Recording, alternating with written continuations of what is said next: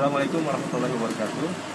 Saat ini kami sedang berada di kediaman Bapak Cahya Gumilar yang berada di kawasan Kabupaten Lebak, Kecamatan Cileles, yang beliau Pak Cahya ini mengalami musibah 10 bulan yang lalu dalam bekerja ketika beliau sedang bekerja di sebuah perusahaan instalasi listrik di daerah Cikarang.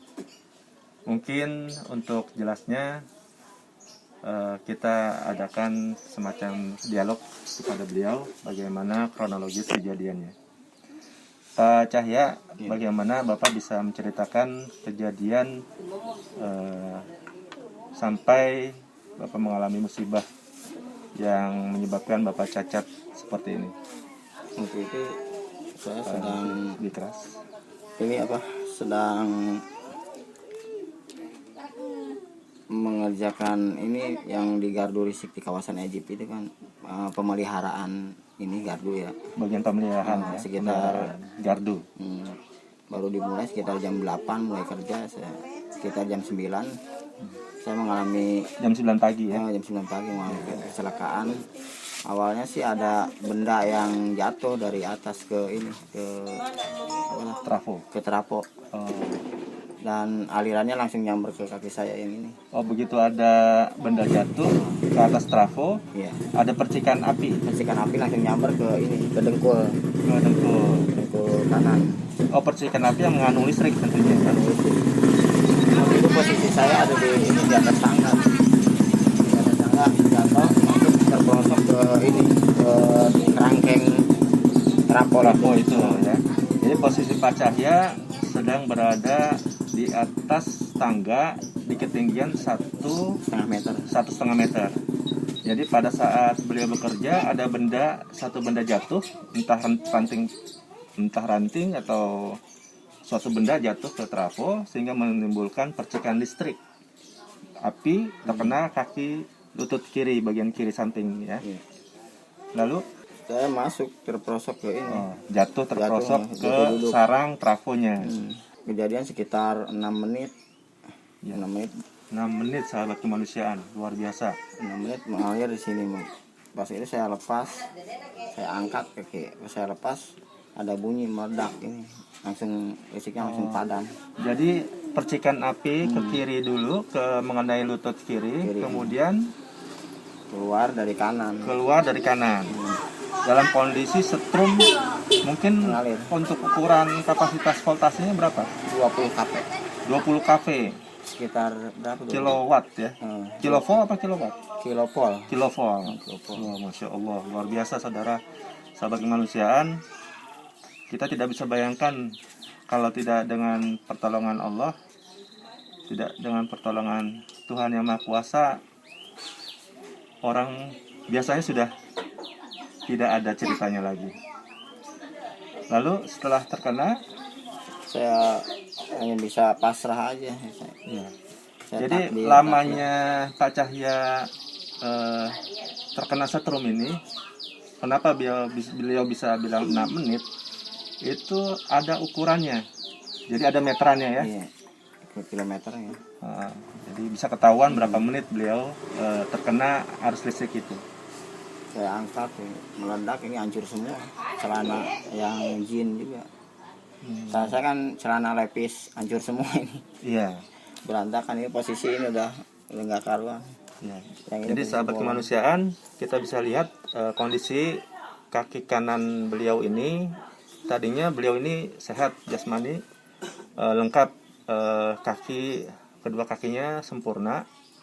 Jadi setelah kejadian ini beliau dioperasi karena memang lukanya yang luar biasa ini sampai harus diamputasi ya. Dua jarinya dibuang untuk menghindari luka yang lebih dalam atau infeksi yang lebih luas. Ini sempat keluar waktu infeksi. Yang ini sama yang ini. Itu bulan keberapa itu? Itu karena keterlambatan kontrol. Saya kontrol harusnya kan 4 hari sekali. Itu 10 hari belum kontrol, makanya di sini tumbuh. Jadi si perbannya busuk. Itu kan 4 hari sekali. Terus bagaimana kondisi kesehatan setelah itu? Berapa lama infeksi yang Setelah dialami? infeksi langsung dirujuk ke rumah sakit RSUD Karawang. Rumah sakit RSUD Karawang. Dilakukan perawatan selama 8 hari. 8 hari dirawat ya. Setelah 8 hari kan ada keputusan dari 8 harinya mau dioperasi. Berhubung karena lukanya terlalu parah, jadi pihak RSUD Karawang tidak sanggup. Makanya langsung dirujuk ke RSAS Bandung. Oh, langsung ke Bandung. Iya, ke Bandung.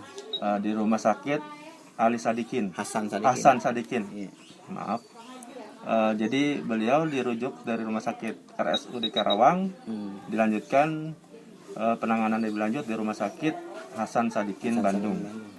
Lalu apa yang dikerjakan di rumah sakit Bandung? Di rumah sakit Bandung dirawat sekitar 2 bulan, 4 kali operasi. 4 kali operasi. Dua kali operasi pembersihan, dua kali operasi plastik sama amputasi. Jadi 1 kali pembersihan, 2 kali operasi plastik. Setelah itu amputasi ya. Operasi yang keempat adalah operasi amputasi. Karena ada infeksi yang harus dihentikan. Iya. Jadi selama 2 bulan ya di sana. Selama 2 bulan. Jadi ada 4 kali operasi pembersihan luka, kemudian 2 kali operasi plastik ya untuk menambal tadinya kondisi kakinya itu hampir semuanya hilang daging. Ya, yang terlihat mungkin tulang ya, diambil dari daging paha, bagian paha dipindah ke bagian kaki atau betis dan punggung kaki bawah. Jadi ini suatu kisah yang musibah yang luar biasa yang dialami Pak Cahya Gumilar, dan tentu saja sahabat kemanusiaan menjadi pelajaran bagi kita semua. Dimanapun, kapanpun memang kita harus waspada dan berhati-hati, terlepas ini memang musibah. Dan tentunya sahabat kemanusiaan, kita bisa membayangkan betapa sakitnya, betapa luar biasanya penderitaan Pak Cahya yang bekerja dengan normal, kemudian dapat musibah seperti ini, sehingga beliau sekarang ini tidak dapat bekerja kembali. Beliau saat ini mengalami kelumpuhan, tidak dapat berjalan. Yang bisa dilakukan saat ini, beliau baru bisa duduk ya. Dan kita bisa lihat kondisi kursi roda yang beliau pakai. Ini kursi rodanya dari mana Pak Cahya? Dikasih tetangga itu. Oh, ada tetangganya yang di Cikarang.